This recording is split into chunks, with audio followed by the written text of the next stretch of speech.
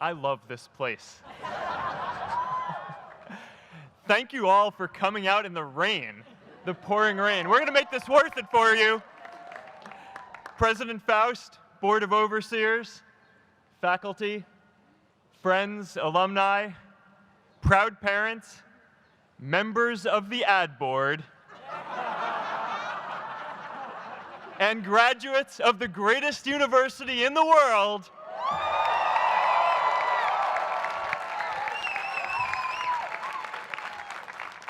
I am honored to be here with you today because, let's face it, you accomplished something I never could. If I get through this speech today, it'll be the first time I actually finish something here at Harvard. Class of 2017, congratulations.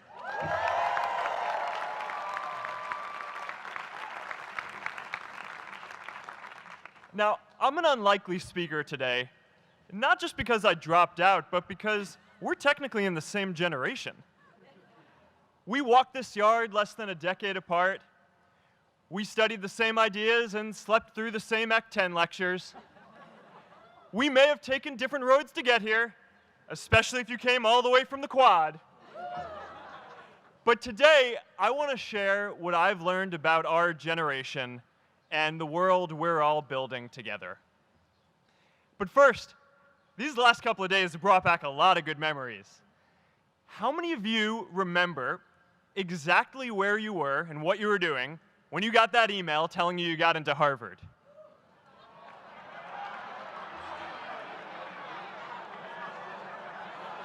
I was playing the video game Civilization, and I ran downstairs and got my dad, and for some reason, his first reaction was to video me opening the email. That could have been a really, really sad video. But I swear, getting into Harvard is the thing my parents are most proud of me for. My mom is nodding. You all know what I'm talking about. Look, guys, it's tough to beat this. You'll see when you get out there. How many of you remember your first lecture here at Harvard? Mine was Computer Science 121 with the incredible Harry Lewis. Harry. I was running late for class, so I threw on a t-shirt, and I didn't realize until afterwards that I put it on inside out and backwards, and my tag was sticking out the front. I couldn't figure out why no one in class would talk to me. Except for this one guy, KX Jin. He just went with it.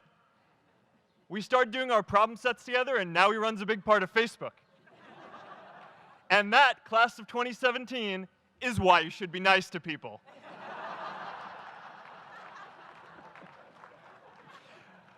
But my best memory from Harvard is meeting Priscilla.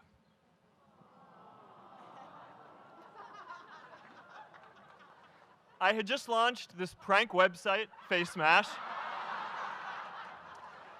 And the ad board wanted to see me.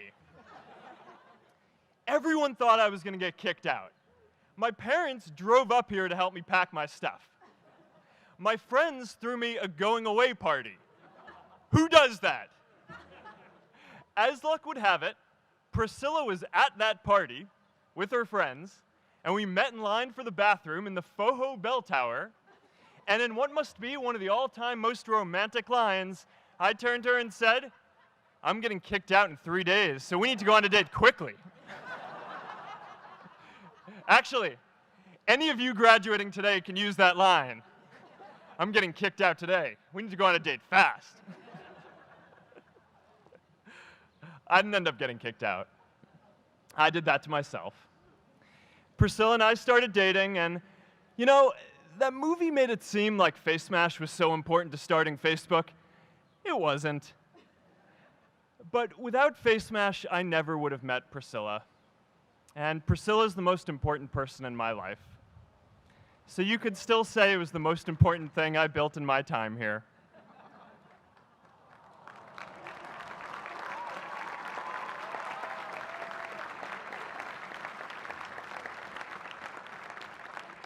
We have all started lifelong friendships here, and some of us even families. That's why I'm so grateful to this place. Thanks, Harvard.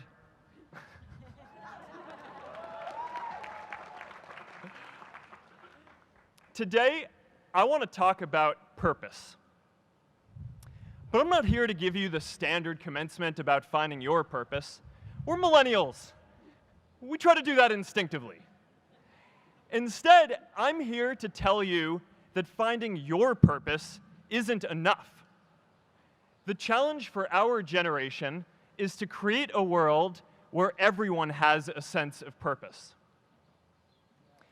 One of my favorite stories is when JFK went to go visit the NASA Space Center, and he saw a janitor holding a broom, and he asked him what he was doing, and the janitor replied, "Mr. President, I'm helping put a man on the moon." Purpose is that feeling that you are a part of something bigger than yourself, that you are needed, and that you have something better ahead to work for. Purpose is what creates true happiness. And you are graduating at a time when this is especially important. When our parents graduated, that sense of purpose reliably came from your job, your church, your community. But today, technology and automation are eliminating many jobs. Membership in a lot of communities has been declining, and a lot of people are feeling disconnected and depressed and are trying to fill a void in their lives. As I've traveled around, I've sat with children in juvenile detention and opioid addicts who've told me that maybe their lives would have turned out differently if they just had something to do, an after-school program or somewhere to go. I've met factory workers who know their old jobs aren't coming back and are just trying to find their path ahead. For our society to keep moving forward, we have a generational challenge to not only create new jobs, but create a renewed sense of purpose. I remember that night I launched Facebook from that little dorm in Kirkland House. I went to Noakes with my friend KX, and I remember telling him clearly that I was excited to help connect the Harvard community, but one day someone would connect the whole world. The thing is, it never even occurred to me that that someone might be us. We were just college kids. We didn't know anything about that. There were all these great big technology companies with all these resources, and I just assumed one of them would do it. But this idea was so clear to us that all people want to connect. So we just kept working on it, day after day after day. And I know that a lot of you are going to have your own stories just like this. A change in the world that seems so clear that you are sure someone else is going to do it. But they're not. You will. But it's not enough to have that purpose yourself. You also have to create a sense of purpose for others. And I found that out the hard way. You see, my hope was never to build a company.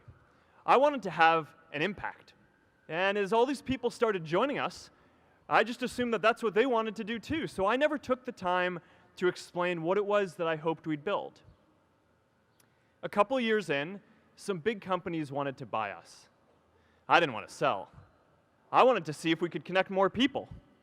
And we were building the first version of Newsfeed at the time, and I thought, if we could just launch this, it could change how we all learn about the world. Nearly everyone else wanted to sell.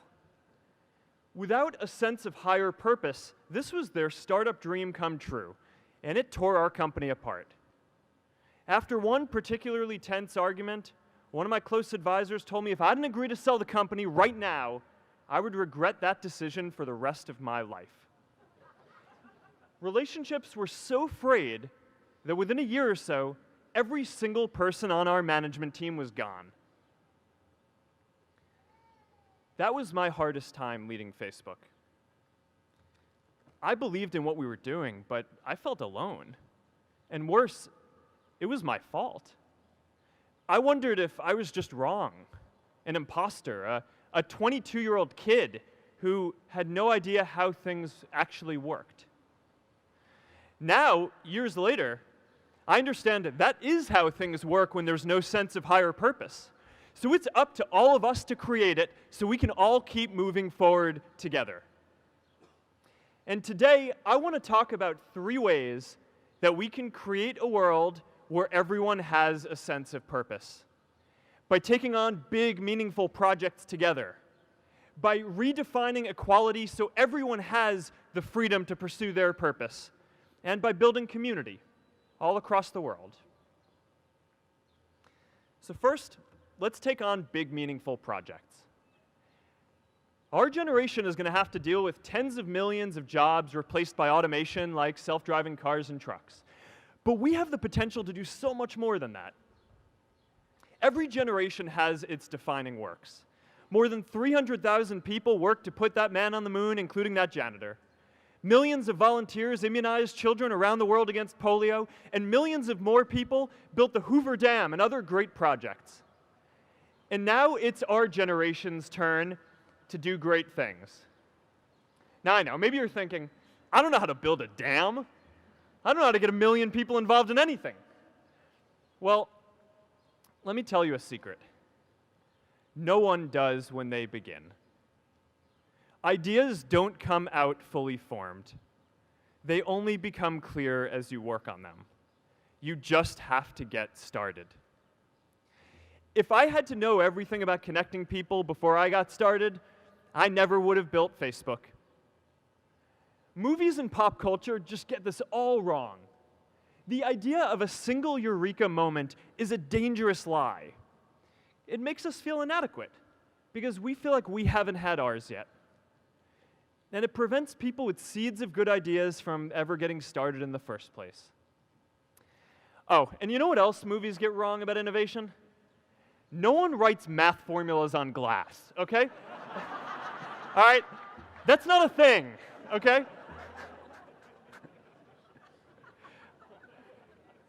It's really good to be idealistic, but be prepared to be misunderstood. Anyone working on a big vision is going to get called crazy, even if you end up right.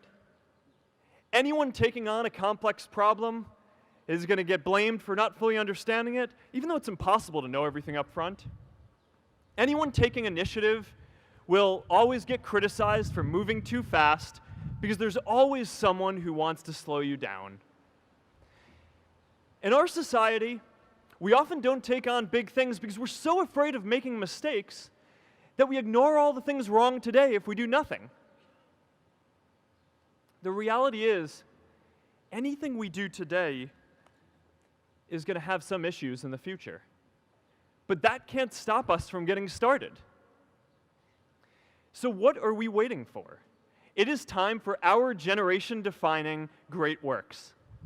How about stopping climate change before we destroy the planet and getting millions of people involved, manufacturing and installing solar panels?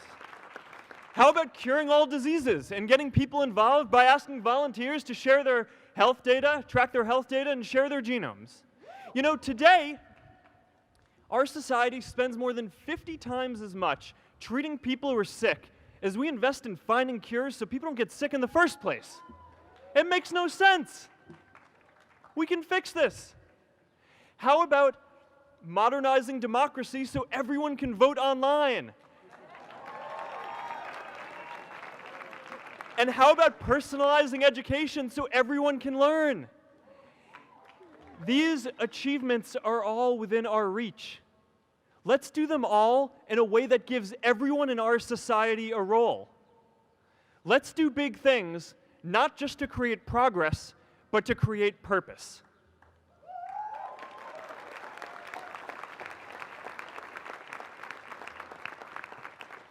So taking on big, meaningful projects together is the first thing we can do to create a world where everyone has a sense of purpose. The second is redefining our idea of equality so everyone has the freedom to pursue their purpose.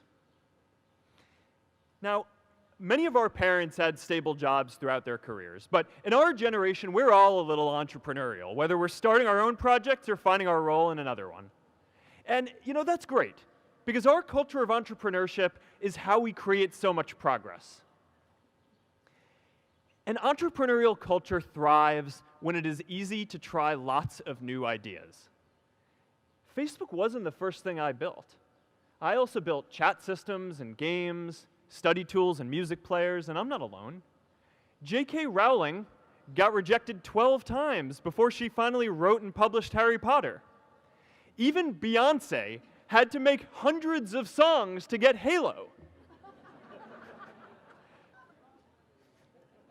The greatest successes come from having the freedom to fail.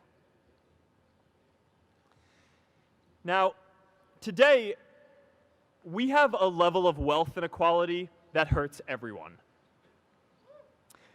When you don't have the freedom to take your idea and turn it into a historic enterprise, we all lose. And right now, today, our society is way over-indexed on rewarding people when they're successful, and we don't do nearly enough to make sure that everyone can take lots of different shots. Now, let's face it. There is something wrong with our system when I can leave here and make billions of dollars in 10 years, while millions of students can't even afford to pay off their loans, let alone start a business.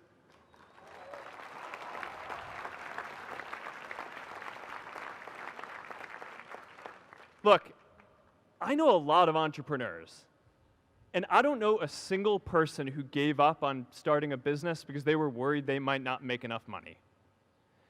But I know too many people who haven't had the chance to pursue their dreams because they didn't have a cushion to fall back on if they failed.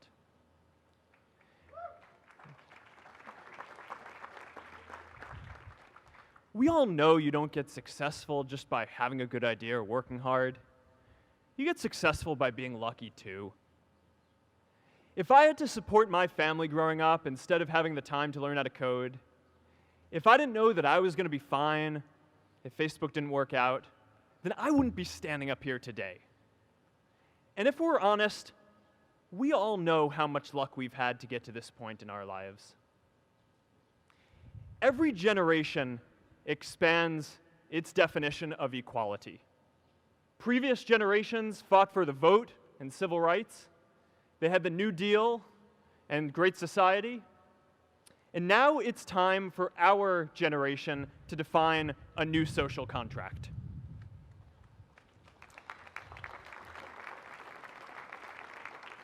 We should have a society that measures progress not just by economic metrics like GDP, but by how many of us have a role we find meaningful.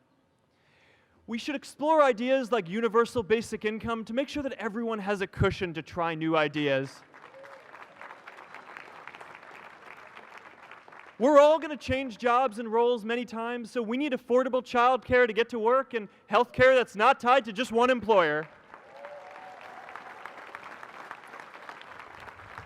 And we're all going to make mistakes. So we need a society that's less focused on locking us up and stigmatizing us when we do.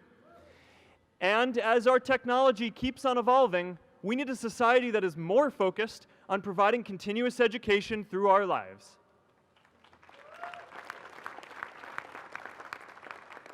And yes, giving everyone the freedom to pursue purpose isn't going to be free. People like me should pay for it. And a lot of you are going to do really well, and you should too.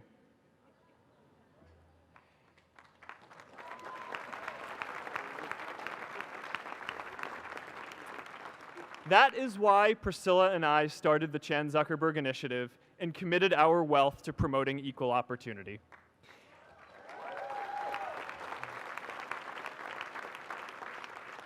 These are the values of our whole generation. It was never a question of if we were going to do this. The only question was when. Millennials are already one of the most charitable generations in history. In just 1 year, more than 3 in 4 US millennials donated to charity, and more than 7 in 10 raised money for another one.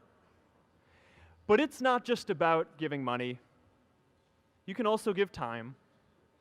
And I promise you, if you just take an hour or two a week, that's all it takes to give someone a hand and help them reach their potential. Now, maybe you're thinking, that's a lot of time. I'm not sure if I have that much time. I used to think that. You know, when Priscilla graduated from Harvard, she became a teacher. And before she'd do education work with me, she told me that I needed to get my own experience teaching a class.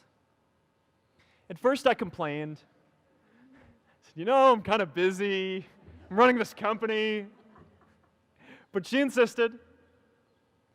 So I taught an after-school program at the local Boys and Girls Club on entrepreneurship. I taught those kids lessons on product development and marketing, and they taught me what it was like growing up feeling targeted for your race, and what it's like having a family member in prison. I shared stories of my time in school, and they shared their hope that one day they would get to go to college too. For 5 years, I've had dinner with those students every month.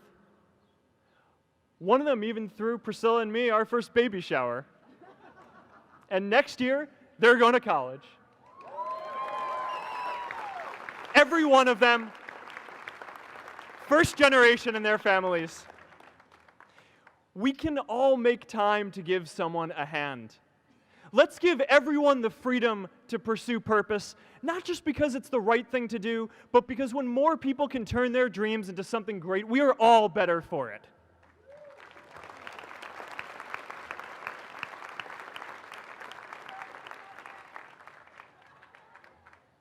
Purpose doesn't only come from work. The third way we can create a sense of purpose for everyone is by building community. And in our generation, when we say purpose for everyone, we mean everyone in the world. Now, quick show of hands. How many of you here are from another country? All right, now keep your hands up. How many of you are friends with one of these folks? Now we're talking. See, we have grown up connected. In a recent survey of millennials around the world, asking what most defines our identity, the most popular answer wasn't nationality, ethnicity, or religion. It was citizen of the world. That's a big deal. Every generation expands the circle of people we consider one of us. And in our generation, that now includes the whole world. We understand that the great arc of human history bends towards people coming together in ever greater numbers, from tribes to cities to nations, to achieve things that we could not on our own. We get that our greatest opportunities are now global. We can be the generation that ends poverty, that ends disease. And we get that our greatest challenges need global responses too. No country can fight climate change alone or prevent pandemics. Progress now requires coming together, not just as cities or nations, but also as a global community. But we live in an unstable time. There are people left behind by globalization across the whole world. And it's tough to care about people in other places when we don't first feel good about our lives here at home. There's pressure to turn inwards. This is the struggle of our time. The forces of freedom, openness, and global community against the forces of authoritarianism, isolationism, and nationalism. Forces for the flow of knowledge, trade, and immigration against those who would slow them down. This is not a battle of nations. It is a battle of ideas. There are people in every country for more global connection, and there are good people against it. And this isn't going to be decided at the UN either. It's going to happen at the local level when enough of us feel a sense of purpose and stability in our own lives that we can start to open up and care about everyone else too. And the best way to do that is to start building local communities right now.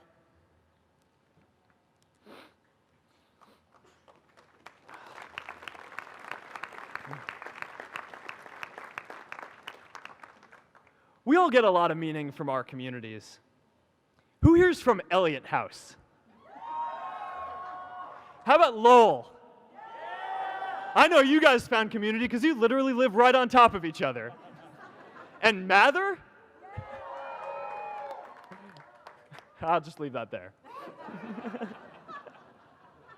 Whether our communities are houses or sports teams, churches or a cappella groups, they give us that sense that we are a part of something bigger, that we are not alone. They give us the strength to expand our horizons. And that's why it's so striking that over the past few decades, membership in all kinds of communities has declined by as much as 1/4. That's a lot of people who now need to find a sense of purpose somewhere else. But I know that we can rebuild these communities and start new ones because many of you already are. I met Agnes Segoye, who's graduating today. Agnes, where are you?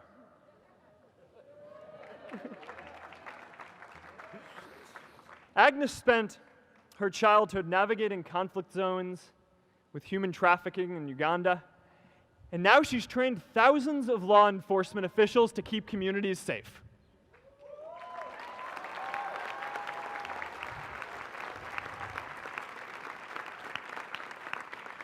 I met Kayla Oakley and Neha Jain, who are graduating today too. Stand up, guys. Kayla and Neha started a nonprofit that connects people suffering from chronic illnesses with people in their communities who are willing to help out.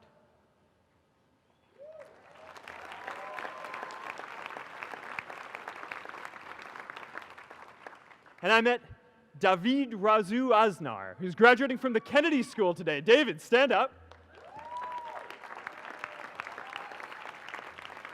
David is a former city councilor who fought to make Mexico City the first Latin American city to pass marriage equality, even before San Francisco.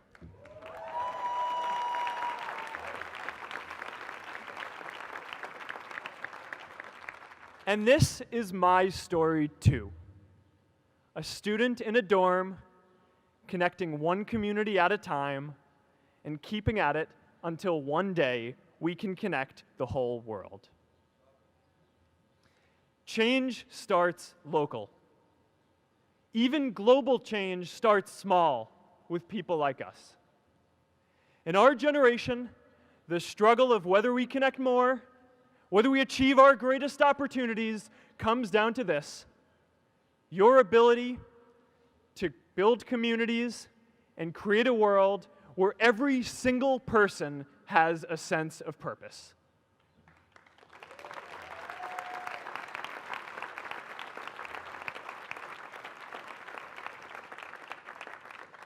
Class of 2017, you are graduating into a world that needs purpose. And it's up to you to create it. Now, maybe you're asking yourself, can I really do this? Well, remember when I told you about that class I taught at the Boys and Girls Club? One day after class, I was talking to my students about going to college, and one of my top students raised his hand and said that he wasn't sure he could go to college because he's undocumented. He wasn't sure if they'd take him. Last year, I took him out to breakfast for his birthday, and I wanted to get him a gift, so I asked him what he wanted, and he just started talking about struggles that he saw other students in his class facing, and finally said, you know, I'd really just like a book on social justice. I was blown away. Here is a young guy who has every reason to be cynical. He wasn't sure if the country he calls home, the only one he's known, was going to deny him his dream of going to college. But he wasn't feeling sorry for himself. He wasn't even thinking of himself. He has a greater sense of purpose, and he's going to bring people along with him. It says something about our situation today that I can't even say his name because I don't want to put him at risk. But if a high school senior who doesn't know what the future holds for him can do his part to move the world forward, then we owe it to the world to do our part too.